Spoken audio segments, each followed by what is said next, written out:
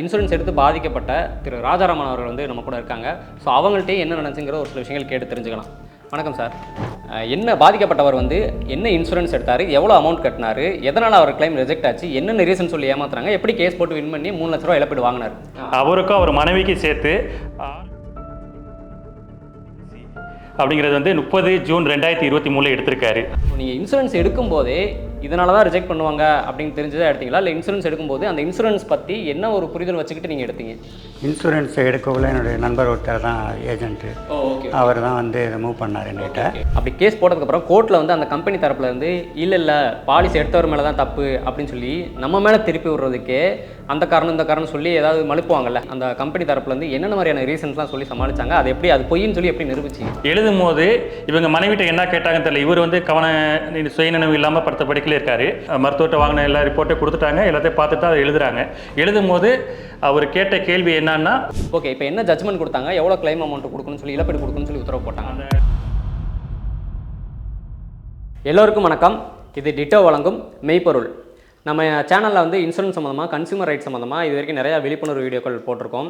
அந்த வகையில் ஒருத்தர் வந்து இன்சூரன்ஸ் எடுத்திருக்காரு, கிளைம் அப்ளை பண்ணியிருக்காரு, அதை ரிஜெக்ட் பண்ணிட்டாங்க. ஆனால் அந்த ரிஜெக்ட் பண்ணக்குண்டான ரீசனை கேட்டால் தான் நம்மளை சிந்திக்க வைக்கிற மாதிரியும் நம்மளை கோவப்படுத்துகிற மாதிரியும், என்னடா இப்படிலாமா கூட ஏமாற்றுவாங்க அப்படிங்கிற மாதிரியும் இருக்குது. ஸோ அவர் என்ன இன்சூரன்ஸ் போட்டார், எவ்வளோ அமௌண்ட் கட்டினார், அவர் என்ன சொல்லி எப்படிலாம் ஏமாற்றினாங்க, அதை எதிர்த்து போராடி நிரூபித்து வக்கீல் உதவியே இல்லாமல் எப்படி அவர் கேஸ் போட்டு 3 லட்ச ரூபா இழப்பீடு வாங்கினார் அப்படிங்கிறத பற்றி மன்னாருடைய சேர்ந்த திரு வேல்முருகன் அவர்கள்ட்ட டீட்டெயிலாக கேட்டு தெரிஞ்சுக்கலாம்.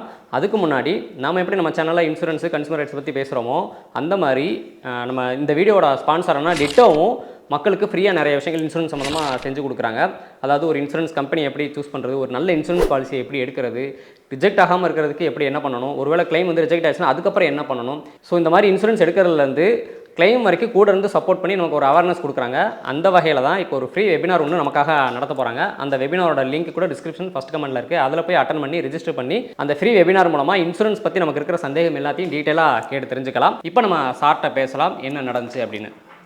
வணக்கம் சார். வணக்கம் சார். இப்போ இந்த உங்கள் கேஸை பற்றி பார்க்குறதுக்கு முன்னாடி நீங்கள் எப்படி வின் பண்ணீங்க அப்படிங்கிறத பார்க்குறதுக்கு முன்னாடி நீங்கள் வின் பண்ண அந்த கன்சூமர் கேஸை நம்ம நாட்டு நடப்பு சேனலில் வந்து சொல்லலாம் அப்படின்னு சொல்லி உங்களுக்கு எதனால் தோணுச்சுன்னு தெரிஞ்சுக்கலாமா? ஓகே, நம்ம ஃபேஸ்புக்கில் பார்க்கும்போது நீங்கள் உங்களோட கவர்மெண்டோட அந்த திட்டங்கள் பற்றி விளக்குறதும் எல்லாத்தையும் நான் பார்த்தேன். நான் அதேமாதிரி கன்சியூமர் அவேர்னஸ்ஸு, பொதுமக்களிடையே அந்த ஒரு அவேர்னஸ் உண்டாக்குறீங்க. அது மாதிரி நம்ம பகுதியில் வந்து மன்னாடி நுகர்வோர் சங்கத்து சார்பாக பல வழக்குகள் வந்து போட்டு நடத்திட்டு இருக்கோம். அதில் ஒரு வழக்கு தான் மிஸ்டர் ராஜாராம்ங்கிற ஒரு வழக்கு. அதில் வந்து லேட்டஸ்ட்டாக வின் பண்ணி அந்த அமௌண்ட்டும் நம்ம வாங்கி கொடுத்துருக்கோம். அதை பற்றி நம்ம சொன்னோம்னா இதன் மூலியமாக பொதுமக்களுக்கு வந்து ஒரு விழிப்புணர்வு ஏற்படுத்தி எப்படி அந்த பாலிசி போடுறது சம்மந்தமாகவும், எப்படி அந்த ஒருவேளை நிராகரிக்கப்பட்டுச்சுன்னா எப்படி நம்ம வாங்கலாம், அந்த அமௌண்ட் எப்படி கிளைம் பண்ணுறது எல்லாத்தையும் அதுக்கான ஒரு வழிகாட்டுதலாக இருக்கும். மற்றவங்களுக்கு ஒரு அவேர்னஸ் ஏற்படுத்தணுங்கிறது தான் எங்களோட நோக்கம். அதனால தான் உங்களை நீங்கள் உடனே வந்துட்டீங்க. உங்களுக்கு எங்கள் மன்னாடி நுகர்வோர் சங்கத்தின் சார்பாக நன்றியை தெரிவித்து கொடுக்குறேன். நன்றி. என்ன பாதிக்கப்பட்டவர் வந்து என்ன இன்சூரன்ஸ் எடுத்தார், எவ்வளோ அமௌண்ட் கட்டினார், எதனால் அவர் கிளைம் ரிஜெக்ட் ஆச்சு, என்னென்ன ரீசன் சொல்லி ஏமாத்துறாங்க, எப்படி கேஸ் போட்டு வின் பண்ணி 3 லட்ச ரூபா இழப்பீடு வாங்கினார்? ஓகே, இவர் பாதிக்கப்பட்டவர் பேர் வந்து ராஜாராமன். அவருக்கும் அவர் மனைவிக்கு சேர்த்து ஆரோக்கிய பாலிசி அப்படிங்கிறது வந்து 30 ஜூன் 2023 எடுத்திருக்காரு. அதுக்கு ஆண்டு பிரீமியமாக ரூபாய் 20,751 தொடர்ந்து கட்டிட்டு வர்றாரு. எத்தனை வருஷத்துக்கு அந்த பாலிசி? அது வந்து ஒரு வருஷத்தோட ரினியூல் பண்ணணும். அது ஆண்டு பிரீமியம் வந்து 20,751 2023 ஜூன்லேருந்து இப்போ வரைக்கும் லேட்டஸ்ட் வரைக்கும் கட்டிட்டு தான் வந்துட்டு இருக்காரு. அவர் ஒரு வருஷம் கட்டிட்டு இருக்கணும், அவருக்கு அவர் மனைவிக்கு சேர்த்து. இதில் வந்து என்னென்னா அந்த குறிப்பிட்ட நோய்க்கு தவிர மற்றதெல்லாம் எடுக்கணும். இவர் எடுத்தது வந்து என்னென்னா ஹார்ட்டுக்காக உள்ளது எடுத்தது. அது வந்து பாலிசி போட்டதுலேருந்து கவர் ஆகும். அது உண்டது. ஓகே. அதுக்கப்புறம் இன்சூரன்ஸ் பாலிசி எடுத்ததுக்கப்புறம் என்ன ஆச்சு? இவருக்கு என்னன்னா பாலிசி எடுத்த பிறகு 2024 7ஆம் மாதம் போல் கொஞ்சம் மயக்கம் இருக்கிறனால மன்னார்குடியில் உள்ள டாக்டர் பிரகாஷ்மூர்த்தி அவர்கிட்ட போய் முத பார்க்குறாரு. இருக்கும்போது அவர் டயபிட்டிஸ் இருக்கிறத முத கண்டுபிடிக்கிறாங்க. கண்டுபிடிச்சா அந்த 2024 7ஆம் மாதம் ஜூன்லேருந்து அந்த மெடிசன் எடுத்துகிட்டு இருக்காரு, டயபிட்டிஸ்குள்ள மெடிசனு. இன்சூரன்ஸ் எடுத்ததுக்கப்புறம் ஒரு வருஷம் கழிச்சு கரெக்டாக 2024 ஜூலை மாதம் அவர் உடம்பு முடியாது, ஆஸ்பத்திரிக்கு போகிறாரு, டயபிட்டிஸ் இருக்குது.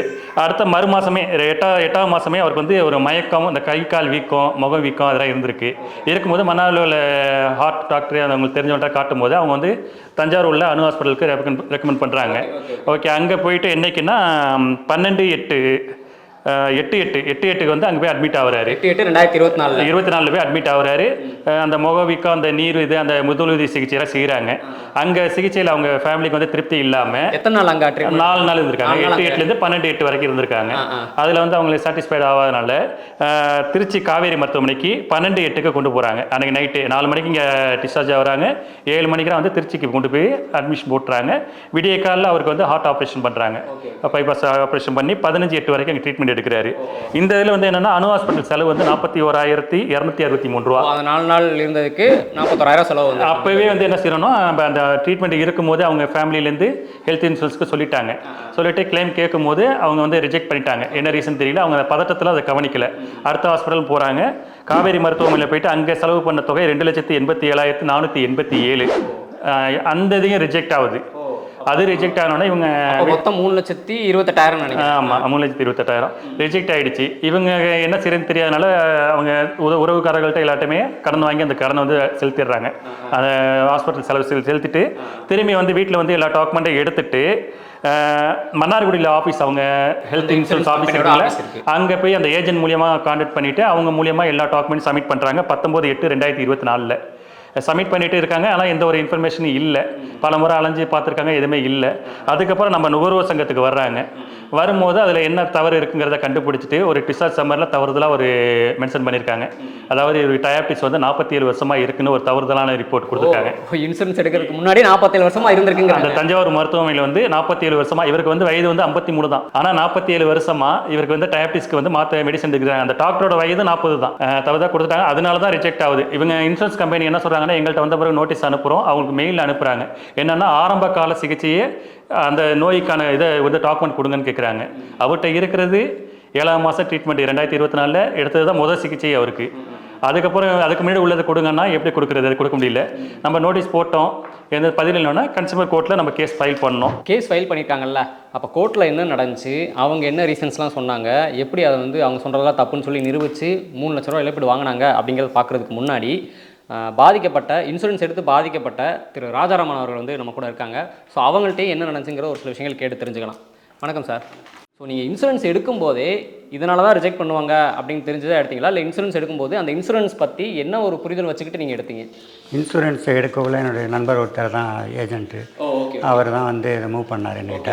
இன்சூரன்ஸு போடுங்க, இது ஹெல்த் இன்சூரன்ஸ் தான், நல்ல பெனிஃபிட்லாம் இருக்குன்னு சொன்னார். அதனால் எங்கள் குடும்பத்தில் எங்கள் 3 பேருக்குமே நான் அந்த இன்சூரன்ஸு சேர்றதா சொல்லி 2023 நான் அதை முதல்ல இன்சூரன்ஸு பணம் கட்டுறேன். 20,500 ஃபஸ்ட்டு பாலிசி.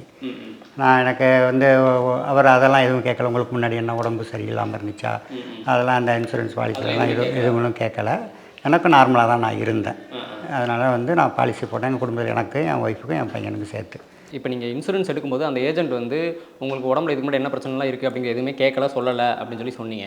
ஆனால் அந்த ஜட்ஜ்மெண்ட் எடுத்து படிக்கும்போது அந்த கம்பெனி என்ன சொல்கிறாங்கன்னா, பாலிசிதாரருக்கு வந்து பாதிக்கப்பட்டவருக்கு வந்து நாங்கள் அந்த பாலிசியோட டேர்ம்ஸ் அண்ட் கண்டிஷன் எல்லாமே நாங்கள் சொல்லி தான் இன்சூரன்ஸ் போட்டிருக்கோம் அப்படின்னு சொன்னாங்களே. அந்த மாதிரிலாம் அந்த மாதிரி டேர்ம்ஸ் அண்ட் கண்டிஷன்ஸ் எதுவுமே சொல்லலை. எதனால் சாதாரணமாக ஹெல்த் இன்சூரன்ஸ் போடுங்க, அதில் பெனிஃபிட் இருக்கும் அது மட்டும் தான் சொன்னாங்களே ஒழிஞ்சு இந்த இதுக்கு இந்த நோய்க்கு கவர் ஆகும், இதுக்கு கவர் ஆகும், அது கவர் ஆகும்னு சொல்லவே இல்லை. சார் சொன்னதை கேட்டிருப்பீங்க. இன்றைக்கி எல்லாருமே குடும்பத்தோட தேவைக்காக உடனே ஒரு இன்சூரன்ஸ் போடணும்னு நினைக்கிறாங்க. அது ஒருத்தர் சொல்கிறதன் அடிப்படையில், நம்பிக்கையின் அடிப்படையில் உடனே போட்டுக்கிறாங்க. அது நல்ல விஷயம். ஆனால் அந்த இன்சூரன்ஸ் பற்றின ஒரு அடிப்படை புரிதலோடு சேர்த்து போட்டாங்க அப்படின்னா மட்டும்தான் சாருக்கு நடந்த மாதிரி எந்த ஒரு ஏமாற்றமும் கிளைம் ரிஜெக்ஷனும் நடக்காது. ஸோ சாருக்கு நடந்த மாதிரி உங்களுக்கும் நடக்கணும். நீங்கள் ஏற்கனவே ஒரு இன்சூரன்ஸ் போட்டிருந்தாலும் சரி, இல்லை இனிமேல் உங்கள் குடும்பத்துக்காக போட போகிறீங்கனாலும் சரி, சாருக்கு நடந்த மாதிரி ஒரு ஏமாற்றம் கிளைம் ரிஜெக்ஷன் உங்களுக்கும் நடக்கூடாதுன்னு நீங்கள் நினச்சிங்கன்னா, நாங்கள் ஏற்கனவே சொன்ன மாதிரி டிட்டோவோட ஃப்ரீ வெபினார் வந்து அதை வந்து அட்டன் பண்ணி பாருங்கள். அந்த ஃப்ரீ வெபினார் லிங்க் கூட டிஸ்கிரிப்ஷன் ஃபஸ்ட்டு கமெண்ட்லேயே இருக்குது. அதில் போய் அட்டன் பண்ணி பார்த்துட்டு இப்போவே இன்சூரன்ஸ் சம்மந்தமாக என்ன பிரச்சனை இருந்தாலும் சரி, இல்லை என்ன டவுட்ஸ் இருந்தாலும் கிளியராக கேட்டு தெரிஞ்சுக்கோங்க. அதுதான் நமக்கும் நல்லது, நம்ம குடும்பத்துக்கும் நல்லது, நம்ம இன்சூரன்ஸ் பணமும் வேஸ்ட் ஆகாது. ஏன் அப்படின்னா இந்த டிட்டோக்கு கூகுளில் 4.9 ஸ்டார் ரேட்டிங்ஸ் இருக்குது. இது வரைக்கும் 10 லட்சத்துக்கு மேற்பட்ட கஸ்டமர்ஸ்க்கு வந்து இவங்க அட்வைஸ் பண்ணியிருக்காங்க. ட்ரேடிங் கம்பெனியான செரோதா வந்து இவங்களுக்கு வந்து சப்போர்ட் பண்ணுறாங்கன்னா பார்த்துக்கோங்க. அதாவது என்ன இவங்க வந்து அட்வைஸ் பண்ணுவாங்க அப்படின்னா, ஏற்கனவே சொன்ன மாதிரி ஒரு பாலிசி எடுக்கிறதுலேருந்து கிளைம் வரைக்கும் கூட இருந்து சப்போர்ட் பண்ணி நமக்கு வந்து ஹெல்ப் பண்ணுவாங்க, அட்வைஸ் பண்ணுவாங்க. அந்த வகையில் தான் அடுத்து ஃப்ரீ வெபினார் நடத்த போகிறாங்க. அதோட லிங்க் கூட டிஸ்கிரிப்ஷன் ஃபஸ்ட் கமெண்ட்டில் இருக்குது. அதில் போய் பார்த்து கூட நீங்கள் வந்து இன்சூரன்ஸ் சம்மந்தமாக இப்போவே எல்லா டவுட்ஸையும் நீங்கள் கிளியர் பண்ணிக்கலாம். ஓகே, இப்போ மேற்கொண்டு கோர்ட்டில் என்ன நடந்துச்சு அப்படிங்கிறத வேல்முருகன் சார்ட்ட நம்ம கேட்டு தெரிஞ்சுக்கலாம். ஓகே சார், இப்போ கன்சியூமர் கோர்ட்டில் போய் கேஸ் போட்டிங்க. அப்படி கேஸ் போட்டதுக்கப்புறம் கோர்ட்டில் வந்து அந்த கம்பெனி தரப்புல இருந்து இல்லை பாலிசி எடுத்தவர் மேலே தான் தப்பு அப்படின்னு சொல்லி நம்ம மேலே திருப்பி விடுறதுக்கே அந்த காரணம் இந்த காரணம் சொல்லி ஏதாவது மழுப்புவாங்கல்ல, அப்படி நம்ம மேலே திருப்பிடுற மாதிரி அந்த கம்பெனி தரப்புல இருந்து என்னென்ன மாதிரியான ரீசன்ஸ்லாம் சொல்லி சமாளிச்சாங்க, அது எப்படி அது பொய்ன்னு சொல்லி எப்படி நிரூபிச்சிங்க? இப்போ இவரோட கேஸில் என்னன்னு கேட்டால் டயாபிட்டிஸ்க்கு 47 வருஷம்னு ஒரு தவறான ஒரு ரிப்போர்ட் வந்து தஞ்சாவூர் இல்லை, அது ஹாஸ்பிட்டல் தரப்புல தான் தவறுதலாக கொடுத்துருக்காங்க. தவறுதலாக கொடுத்துருக்காங்க. இப்போ அவங்க இன்சூரன்ஸ் கம்பெனியோடது என்னன்னு கேட்டால் ஒரு நோய் வந்து இருந்துச்சுன்னா அந்த 3 வருஷத்துக்கு அந்த ட்ரீட்மெண்ட் வந்து இது பார்க்க முடியாதுங்கிறது ஒரு டேர்ம் அண்ட் கண்டிஷனில் இருக்குது. வெயிட்டிங் பீரியட் இருக்குது, வெயிட்டிங் பீரியடில் இருக்குது. ஆனால் இவர் என்னன்னா முத பார்த்தது வந்து 2024 7ஆம் மாதத்துலேருந்து தான் பார்க்குறாரு. அந்த இது பார்த்தாரு. இவங்க மருத்துவமனை தவறான ரிப்போர்ட்னால அவங்க ஆர்குமெண்ட்ல என்ன சொல்கிறாங்கன்னா, இவர் பாலிசி எடுக்கும் போது ஏற்கனவே நோய் இருந்திருக்கு, அந்த இதை வந்து மறைச்சிட்டு எங்களுக்கு பாலிசி எடுத்துட்டாரு, இந்த நோய் வந்து இவங்க டிஸ்சார்ஜ் சம்மரில் இது இருக்குது, இந்த இதை மறைச்சிட்டாரு, அதனால பாலிசி தரது அதாவது தவறுதலாக எங்களை யூஸ் பண்ணுறாரு, மறைச்சிட்டு நோய் இருக்கிறது மறைச்சிட்டு செய்கிறாங்கன்னு சொல்லி அவங்க ரிஜெக்ட் பண்ணுறாங்க. ஆர்குமெண்ட்லேயே அதே சொல்கிறாங்க. அதை நம்ம என்ன பண்ணோம்னா அந்த மருத்துவர் முத சிகிச்சை பெற்றாங்களோ அவர்கிட்ட போய் ஒரு லெட்டர் வாங்குறோம். முத எப்போ பார்த்தாங்கன்னா அவர்கிட்ட ஒரு லெட்டரை வாங்கிட்டு அவரே எழுதி கொடுத்துறாரு. முத இப்போ தான் பார்த்தோம், 7ஆம் மாதம் தான் நான் முத பார்த்தங்கிறத எழுதி கொடுக்குறாரு. அதை எடுத்துக்கிட்டு போய் மருத்துவமனையில் கேட்கும்போது மருத்துவமனை அதை வந்து டைப்ரைட்டிங் மிஸ்டேக்குன்னு சொல்லி அதை 47 4ஆக மாற்றுறாங்க. அது தனி வழக்காக ஒன்று ஓடிட்டு இருக்கு, அது இப்போ பேச வேண்டாம். அது 4ஆக மாற்றுறாங்க. இது இன்சூரன்ஸ் கம்பெனிக்கு நம்ம வந்து தெரிவிக்கும் போது அவங்க வந்து அதை ஏற்றுக்கலை. நம்ம ஆர்குமெண்ட்லேயே அதை சொல்கிறோம். ப்ளஸ் அவர் ஹார்ட்டுக்கும் டயாபிட்டிஸ்க்கும் சம்மந்தம் இல்லைங்கிறது நிறைய ஜட்மெண்ட் வந்திருக்கு. அந்த ஜட்மெண்ட்லேயே நம்ம ரெஃபர் பண்ணுறோம் நம்ம. ஏன்னா இவருக்கு நீங்கள் அப்படி எடுத்துக்கிட்டால் கூட டயாபிட்டிஸ் இருக்குன்னா கூட டயாபிட்டிஸ்க்கும் ஹார்ட்டுக்கும் வந்து சம்மந்தம் கிடையாது. இவங்க பாலிசி படி வந்து ஒரு பாலிசி போட்டாச்சுன்னா ஹார்ட்டுக்கு ஆக்சிடென்ட்டுக்குன்னு சில இதெல்லாம் சொல்கிறாங்க. அது வந்து 24 மணி நேரத்தில் அவங்க பாலிசி கவர் ஆகுங்கிற மாதிரி சொல்லி தான் அவங்க எடுக்கிறாங்க. நம்ம அதை ஆர்குமெண்ட்டாக வச்சோம். அதை கோர்ட்டு ஏற்றிக்கிட்டு தீர்ப்பு கொடுத்துருக்காங்க. இப்போ காவேரி ஹாஸ்பிட்டலில் 2,87,000 சம்திங் வந்துச்சு.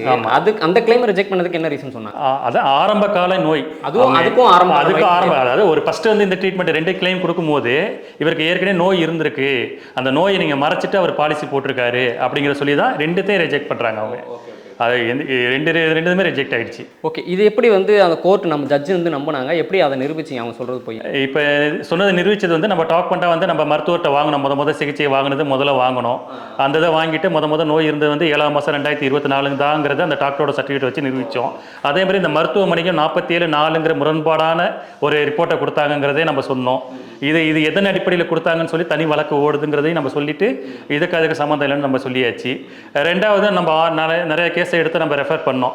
இதே மாதிரி இந்த கேஸ்லாம் வந்து டயாபிட்டிஸ் உள்ளவங்களுக்கும் ஹார்ட்டுக்கு சம்மந்தம் இல்லைங்கிற மாதிரி அதை ரெஃபர் பண்ணோம். அந்த அவரும் அதே தான் கொஸ்டினை கேட்டுட்டு அதுக்கான டாக்குமெண்ட் எதுவும் அவங்க போடலை. இவங்க சொன்ன ஒரே காரணம் பாலிசி எடுக்கும்போது மறைச்சிட்டீங்க, அந்த நோய் இருக்கிறத மறைச்சிட்டாங்க. ஆரம்ப கால இவர்கிட்ட இல்லாத ஒரு டாக்குமெண்ட் எப்படி தர முடியும்? இல்லை, அதை டாக்டர் வந்து கன்ஃபார்ம் பண்ண முடியுமா? இவர் ட்ரீட்மெண்ட் போயிருக்காரு, 2 ஹாஸ்பிட்டல் ட்ரீட்மெண்ட் போயிருக்காரு. அந்த டாக்டர் கன்ஃபார்ம் பண்ணியிருப்பாங்களா இவருக்கு வந்து ஒரு 10 வருஷத்துக்கு முன்னாடி இந்த டிசீஸ் இருக்குது, இந்த பிரச்சனை இருக்குன்னு சொல்லி கன்ஃபார்ம் பண்ணி டாக்குமெண்ட் எதுவும் கொடுத்தாங்களா? கன்ஃபார்ம் பண்ணலை. இவர் மூலியமா அதாவது ஒரு நோய்க்கு போகும்போது நம்ம மக்கள் செய்கிற தவறு என்னன்னு கேட்டால் பதட்டத்தில் வந்து இப்போ அவங்க ஒரு அட்மிஷன் ஆகும்போது கேட்பாங்க என்ன எப்போ இருந்துச்சு ஏது இருந்துச்சுன்னு. அதுதான் டிஸ்சார்ஜ் சம்மரில் எழுதும் போது இவங்க மனைவிட்ட என்ன கேட்டாங்கன்னு தெரியல. இவர் வந்து சுயநினைவு இல்லாமல் படுத்த படிக்கல இருக்காரு. மருத்துவத்தை வாங்கின எல்லா ரிப்போர்ட்டையும் கொடுத்துட்டாங்க, எல்லாத்தையும் பார்த்துட்டு அதை எழுதும் போது அவர் கேட்ட கேள்வி என்னன்னா, சுகர் வந்து இருந்திருக்கலாம், எத்தனை வருஷமாக இருந்திருக்குன்னா எங்களுக்கு 7ஆம் மாதத்துலேயும் தெரியும், அதுக்கு முன்னாடி இருந்துச்சான்னு கேட்டால் இருந்திருக்கலாம் அப்படிங்கிறது வந்து தவறாக போயிடுச்சு. அந்த இதில் நம்ம நிதானமாக எப்போ பாலிசி வந்து ரிஜெக்ட் பண்ணுறதுக்கு அது ஒரு காரணமாகும். ஒரு நோயை வந்து மறைச்சிட்டோன்னா அதனால் கவனமாக எப்போ இருந்துச்சுங்கிறது தெளிவாக சொல்லணும். அதில் வந்து மக்கள்கிட்ட ஒரு விழிப்புணர்வு வேணும். இருந்துச்சுன்னா முடியும். இந்த இதில் வந்து அதுதான் தவறுங்கன்னு அவங்க சொல்கிறாங்க. நான் அந்த கேஸை படித்து பார்க்க வரைக்கும் கோர்ட் என்ன சொன்னாங்க நான் அப்சர்வ் பண்ணேன்னா, அந்த கம்பெனி வந்து பாலிசி பற்றின டேர்ம்ஸ் அண்ட் கண்டிஷன் எல்லாத்தையும் வந்து மனுதாரருக்கு பாதிக்கப்பட்டவருக்கு நாங்கள் சொல்லிட்டோம் அப்படின்னு சொன்னாங்க. ஆனால் அப்படி சொல்லிட்டோம் அப்படிங்கிறதுக்கு எக்ஸ்பிளைன் பண்ணிட்டோம் அப்படிங்கிறதுக்கு அந்த கம்பெனி தரப்புலேருந்து எந்த ஒரு டாக்குமெண்ட்ஸையும் நீங்கள் ப்ரொவைட் பண்ணலை. அதே மாதிரி நீண்ட காலமாக அந்த நோய் இருக்குன்னு நீங்கள் சொல்கிறீங்க, எதன் அடிப்படையில் சொல்கிறீங்க? அதுக்கு ஏதாவது டாக்டர் கொடுத்துருக்காங்களா? அவர் ட்ரீட்மெண்ட் எடுத்த அந்த டாக்டர்ஸே கொடுத்துருக்காங்களா அப்படின்னு பார்த்தா அவங்களும் கொடுக்கல. ஸோ அப்போ நீங்கள் யூகத்தின் அடிப்படையில் இப்படிலாம் சொல்ல முடியாது, ரொம்ப நாளாக இருக்குது அப்படின்னு சொல்லி. அதனால் மனுதாரருக்கு வந்து நீங்கள் வந்து கிளைம் அமௌண்ட்டை கொடுக்கணும்னு சொல்லியிருக்காங்க. ஓகே சார், இப்போ இந்த கேஸ் எப்போ போட்டிங்க?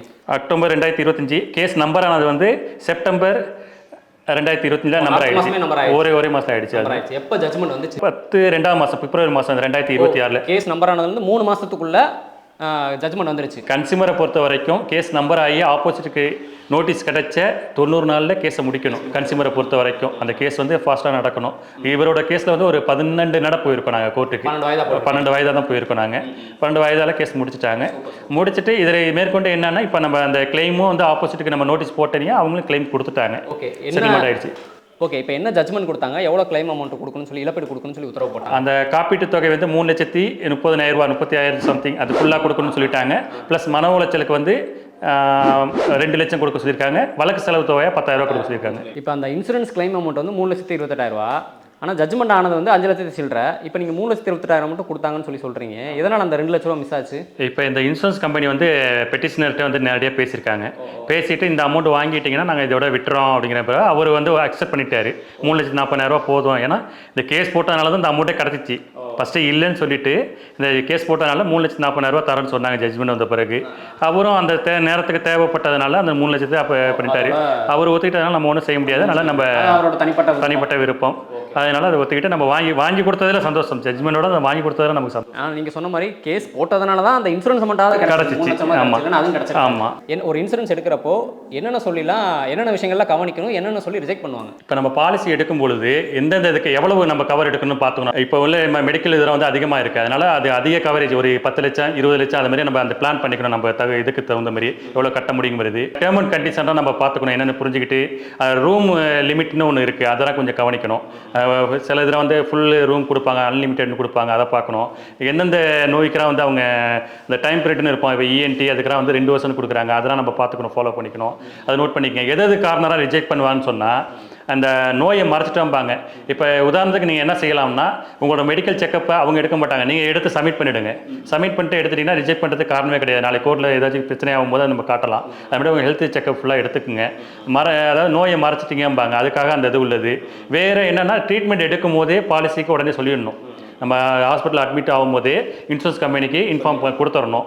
டாக்குமெண்ட் கரெக்டாக எல்லாமே கரெக்டாக இருக்கணும். ஹாஸ்பிட்டல்லேருந்து எல்லா டாக்குமெண்ட் கரெக்டாக வாங்கிடணும். அங்கே வாங்கும் போதே இந்த இதுமாதிரி இந்த கேஸில் நடந்துச்சு பாருங்கள், 47 வருஷம் 4 வருஷம் அந்த தவறுலாம் இருக்கான்னு ஒரு செக் பண்ணிக்கோங்க. பதட்டத்தில் இருக்கும். அது மாதிரி டாக்டர்கிட்ட சொல்லும் போது கரெக்டான டீட்டெயில்ஸாக சொல்லுங்கள், தவறானதை சொல்லிடக்கூடாது. இதுதான் அவங்க ரிஜெக்ட் பண்ணுறதுக்கு காரணமாக இருக்கும். அதிகமாக இந்த முன்னாடி இருந்த நோய்ங்கிறது தான் சொல்லுவாங்க. குறிப்பிட்ட நேரத்தில் நீங்கள் வந்து பாலிசி தகவல் தெரிவிக்கலைங்கிறது தான் அவங்க சொல்லி ரிஜெக்ட் பண்ணுறது. அதில் நம்ம கவனமாக இருந்துட்டால் அந்த இதுலேருந்து நம்ம தப்பிச்சுக்கலாம். அதை ஓகே, சார் சொன்னதை கேட்டிருப்பீங்க, என்னென்ன கவனிக்கணும், எதனால ரிஜெக்ட் பண்ணுவாங்க அப்படின்னு சொல்லி. இதையும் தாண்டி இன்னும் நிறைய விஷயங்கள் இருக்குது. இன்சூரன்ஸ் எடுக்கும்போது என்னென்ன விஷயங்கள் கவனிக்கணும், எது நமக்கு வந்து யூஸ்ஃபுல்லாக இருக்கும், என்னென்ன காரணங்களுக்காக இன்னும் மேற்கொண்டு ரிஜெக்ட் பண்ணுவாங்க, அதுக்கு நம்ம என்ன பண்ணணும் அப்படின்னு சொல்லி இன்னும் நிறைய விஷயங்கள் இருக்குது. அதை பற்றிலாம் நீங்கள் இன்னும் டீட்டெயிலாக தெரிஞ்சுக்கணும்னா ஏற்கனவே நாங்கள் சொன்ன மாதிரி டிட்டோவோட ஃப்ரீ வெபினார் லிங்க் வந்து டிஸ்கிரிப்ஷன் ஃபஸ்ட் கமெண்ட்டில் இருக்குது. அதில் போய் பார்த்து இன்சூரன்ஸ் சம்மந்தமாக மொத்த விஷயத்தையும் A to Z பற்றி நீங்கள் டீட்டெயிலாக கேட்டு தெரிஞ்சுக்கலாம். கண்டிப்பாக உங்களுக்கு யூஸ்ஃபுல்லாக இருக்கும். ட்ரை பண்ணி பாருங்கள். ஸோ இவ்வளோ நேரம் வந்து எங்களுக்கும் எங்கள் நாட்டு நடப்பு மக்களுக்கும் நீங்களும் பாதிக்கப்பட்டவரும் சேர்ந்து ஒரு இன்சூரன்ஸு பற்றி டீட்டெயிலாக ஒரு விழிப்புணர்வு ஏற்படுத்தி கொடுத்ததுக்கு ரொம்ப நன்றி சார். நன்றி. நீங்களும் வந்து பொதுமக்கள் நல்லா விழிப்புணர்வு ஏற்படுத்துகிறீங்க. கண்டிப்பாக இது வந்து சிறப்பு செய்து பாராட்ட வேண்டிய விஷயங்கள். மன்னாடி நுகர்வோர் சங்கத்தின் சார்பாக உங்களுக்கு ரொம்ப நன்றியும் பாராட்டுகளும் தெரிவித்துக்கொள்ளுங்க. மேலும் வளரணும். நன்றி. கண்டிப்பாக சாரோட சேர்ந்து இன்னும் நிறைய கன்சூமர் கேஸ்லாம் நம்ம போட போகிறோம். பொறுமையாக நம்ம ஒவ்வொன்றா போடுறோம். இதே மாதிரி அடுத்த ஒரு கன்சூமர் கேஸில் உங்களை சந்திக்கிறோம். நன்றி. 2 லட்சத்துக்கு இன்சூரன்ஸ் பண்ணிட்டு வந்திருக்கேன். இப்போ என் உயிரோட மதிப்பு 2 lakhs.